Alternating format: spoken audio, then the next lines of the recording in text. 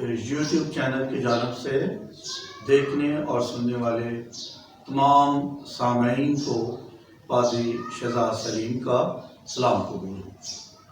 آئے ہم سب مل کے خدا کے کلام مقدس کو سیکھیں۔ آج کا جو حوالہ ہے وہ مقدس مرکز رسول کی انجیل پاک اور اس کے چوتھے باب کی 35ویں آیت سے لے کے 41ویں آیت تک ہے۔ آئے ہم سب اپنی توجہ خداوند کے کلام پاک پر مرکوز کریں۔ اسی شام اس نے اپنے شاگردوں سے کہا، آؤ پار چلے، اور وہ بھیڑ کو چھوڑ کر اسے جس حال میں وہ تھا کشتی پر ساتھ لے چلے، اور اس کے ساتھ اور کشتیاں بھی تھیں۔ تب بڑی آندھی چلی اور لہریں کشتی پر یہاں تک آئیں کہ کشتی پانی سے بھری جاتی تھی، اور وہ خود پیچھے کی طرف گدی پر سو رہا تھا۔ پس انہوں نے اسے جگا کر کہا، اے استاد، کیا تجھے فکر نہیں کہ ہم ہلاک ہوئے جاتے ہیں؟ اس نے اٹھ کر ہوا کو ڈانٹا اور پانی سے کہا، ساکت ہو، تھم جا۔ پس ہوا بند ہو گئی اور بڑا امن ہو گیا۔ پھر ان سے کہا، تم کیوں ڈرتے ہو؟ اب تک ایمان نہیں رکھتے؟ اور وہ نہایت ڈر گئے اور آپس میں کہنے لگے، یہ کون ہے کہ ہوا اور پانی بھی اس کا حکم مانتے ہیں۔ خداوند کے کلام پاک کا پڑھا اور سنا جانا ہم سبوں کے لیے باعث برکت ہے۔ خداوند کا شکر ہو۔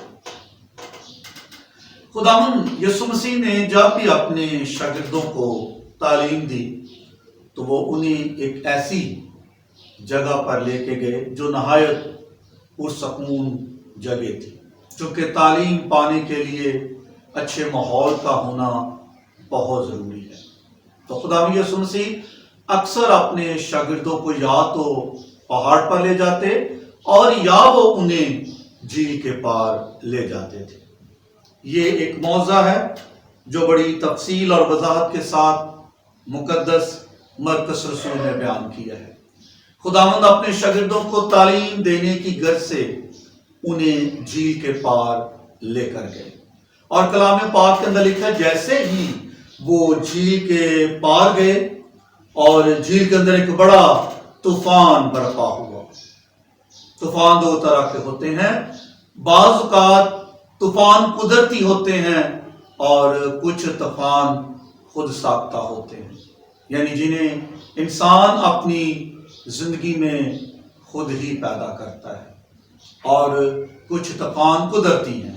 یہ ایک قدرتی طوفان تھا جو کشتی میں پیدا ہوا، اور کلام پاک کے اندر بڑی وضاحت کے ساتھ لکھا ہے کہ جیسے ہی یہ طوفان برپا ہوا، آندھی چلنا شروع ہو گئی اور لہریں یہاں تک اٹھیں کہ جو کشتی تھی وہ پانی سے بھر گئی۔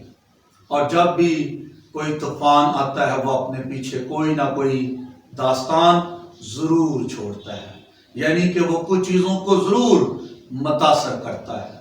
اور جیسے ہی لہریں کشتی کے اندر داخل ہونا شروع ہوئی تو کلام کے اندر لکھا ہے خداوند کے جو شاگرد تھے وہ سب ڈر گئے، وہ گھبرا گئے، وہ انتہائی پریشان ہو گئے، انہیں اپنی زندگی کے لالے پڑ گئے اور وہ اپنی زندگی بچانا چاہتے تھے۔ اور جیسے ہی خوف و ہراس ان کی زندگی میں پیدا ہوا تو اس خوف و ہراس نے ان کی زندگی میں شک بھی پیدا کیا، چونکہ شک انسان کی زندگی کو تباہ و برباد کر دیتا ہے، اور شک کا بڑا موجب جو ہے وہ انسان کے اندر خوف و ہراس ہے۔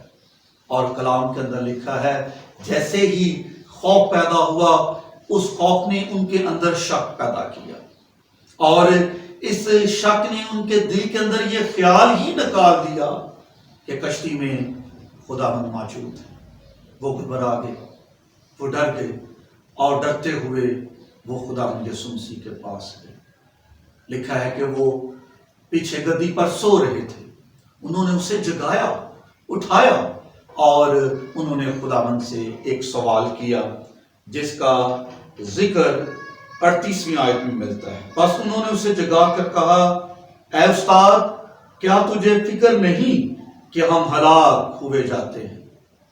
ये बड़ा इंतहाई अहम सवाल है जो अक्सर मुसीबत, तंगी, परेशानी और आजमाइश के दौरान हमारे दिलों में भी पैदा होता है। उस वक्त जब खुदावंद की तरफ से खामोशी हो, जब हमें हमारी दुआओं का जवाब ना मिल रहा हो। तो जैसे ही शागिर्दों ने ये सवाल खुदावंद से किया, कलाम के अंदर लिखा है खुदावंद एकदम फौरन उठे और उन्होंने हवा, पानी और तूफान को डांटा और लिखा है बहुत अमन हो गया, सुकून और शांति हो गई। और इसके साथ खुदावंद ने अपने शागिर्दों को भी डांटा।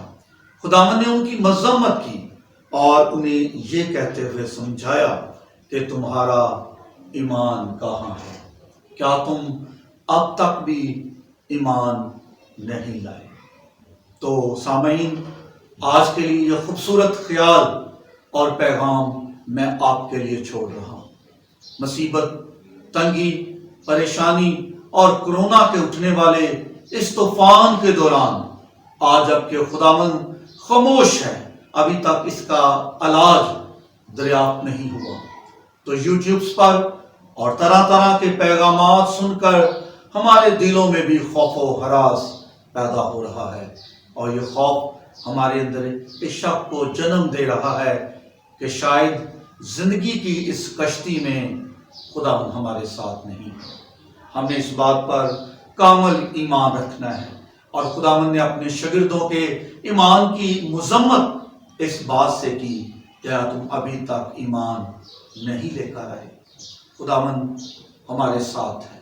वो जिंदगी की इस कश्ती में मेरा और आपका मददगार है। उसका ये खूबसूरत वादा है कि मैं तुम्हें यतीम नहीं छोड़ूंगा, मैं तुम्हें बेसहारा, मैं तुम्हें लावारिस नहीं छोड़ूंगा। तुम्हारा दिल ना घबराए, तुम खुदावंद पर ईमान रखते हो, मुझ पर भी ईमान रखो। मेरा और आपका ये कामल ईमान होना चाहिए कि इस उठने वाले कोरोना के तूफान में खुदावंद हमारे साथ है। वो हमारी जिंदगियों को कभी हलाक नहीं होने देगा। मैंने और आपने इस बात पर ईमान रखना है। यकीनन वो हमें कभी हलाक नहीं होने देगा। उसे मेरी और आपकी बराबर फिक्र है। काश के मुसीबत, तंगी और परेशानी के इन हालात में खुदावंद हमें अपने ईमान पर कायम रहने का बारी फजल अता करे। आमीन।